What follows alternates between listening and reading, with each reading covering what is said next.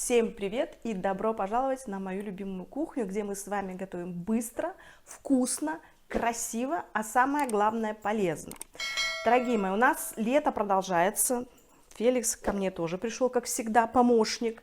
На улице просто плюс 28 в сентябре, на террасе, наверное, плюс 35. В общем, жарко очень. И, конечно же, в такое время жаркое хочется что-нибудь такого скушать легкого и охлаждающего. Позавчера мы были в гостях у сестры моего мужа, и она нам дала просто коробку свеклы с ботвой и кабачки. Говорит, возьмите, пожалуйста, нам некуда их девать, столько выросло. Ну, и я, взглянув на эту самую свеклу, вдруг вспомнила об великолепном польском холодном супе, который мы пробовали в прошлом году у моей подружки Элизабет и Питера. Hi, Элизабет! Та-дам! Она живет очень долгое время в Дании, но сама по происхождению полька. И мне так этот супчик понравился, и я очень-очень хочу с вами поделиться этим волшебным, простым и очень вкусным рецептом. Суп называется ботвинка. А почему? А потому что главным героем нашей программы будет свекольная ботва. Она молодая, вкусная, ее можно есть сырой. Она полна витаминами и минералами и очень-очень полезна. Так что мы ее берем за основу. И, конечно же, я буду вот такой штукой резать все свои овощи. Это волшебная вещь, которую я обожаю. Я считаю, каждая хозяйка должна иметь в своей кухне. Когда мы делаем всякие винегреты, оливье и полезные салаты, измельчать их можно вот так вот, бум, и это все ускоряет наш процесс. Ну что, мои хорошие, идемте делать вместе наш великолепный, вкусный, полезный, легкий суп, который называется ботвинка.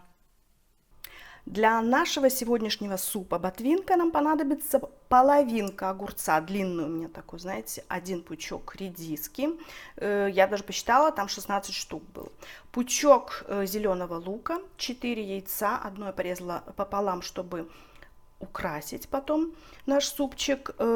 Для бульона пойдет одна свекла, я ее так порезала специально, чтобы видели, какого она размера, и пучок ботвы от свеклы, то есть вот листики и такие перышки. Ну и, конечно же, пучок укропа, 5 зубчиков чеснока я выдавила, и, естественно, у нас будет вот литр натурального йогурта.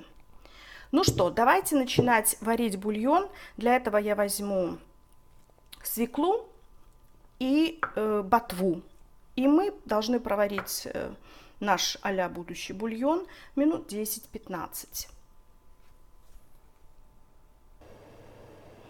Вода уже закипает, и я отправляю в нашу кастрюлю свеклу для нашего бульончика будущего, перышки от ботвы, видите, уже красивый какой цвет, и саму ботву, вот так вот. И теперь я обязательно все это подсолю, опять же соль на глаз мы досыпем, ну это для того, чтобы растворилась хорошо соль, потому что в холодном, и поперчу. Все, и теперь варим наш будущий бульон 10-15 минут, не больше. Прошло 15 минут, и наш бульон готов. Теперь мы должны его просто-напросто остудить, и свеколку, вот эту мы сейчас тоже мелко порежем. И будем смешивать все остальные ингредиенты.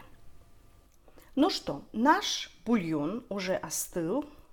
Вот он так вот у нас выглядит. И мы теперь можем спокойно добавлять все ингредиенты, которые нужны для нашего холодного супа. Свеклу, которая варилась в бульоне, вот так вот я ее порезала. Терочку вам потом чуть позже покажу. Мы ее сюда отправляем как героиню номер 1. Так. И теперь начинаем добавлять все остальные ингредиенты. Зеленый лук. Опять же, зеленый лук не обязательно добавлять. Просто я люблю, когда в холодных супах у нас присутствует зеленый лучок. Вот. А так, в принципе, по польскому рецепту он туда не входит. Теперь редиска.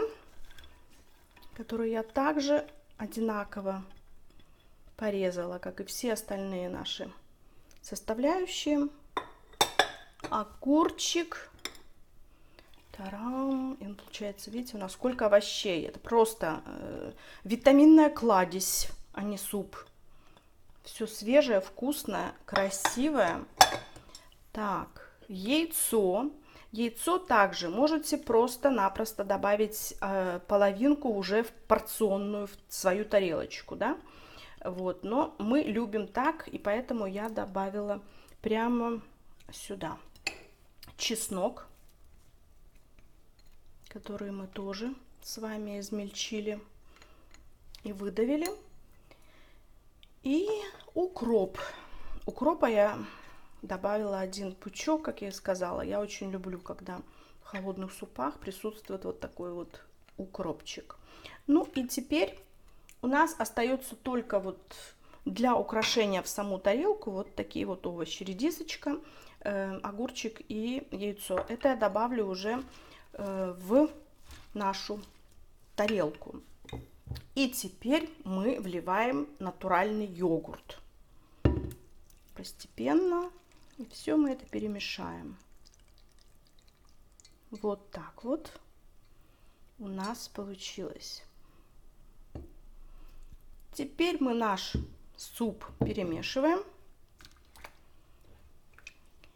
Вы видели, что я добавила соль уже прямо в бульон наш свекольный, да, и она растворилась хорошо.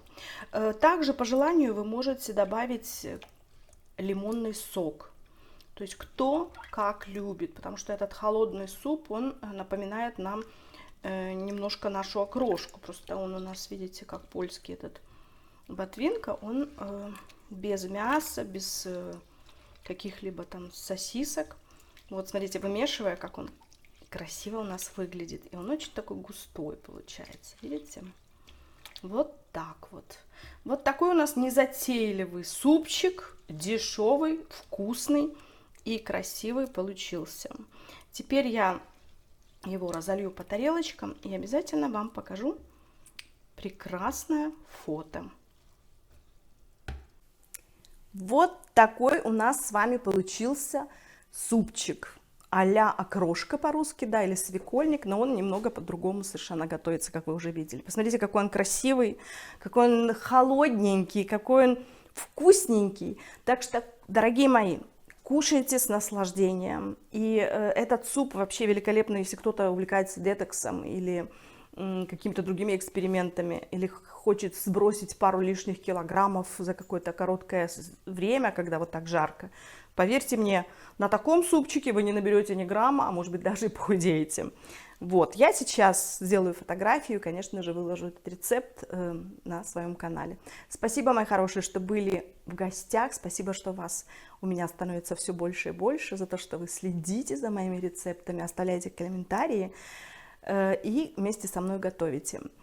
Ну, я вам желаю всем здоровья, счастья, любви, красоты. И помните, конечно же, что мы едим, чтобы жить, а не живем, чтобы есть. Будьте все здоровы, мира вам в дом. И до новых встреч. С вами была любящая вас Виктория. Пока.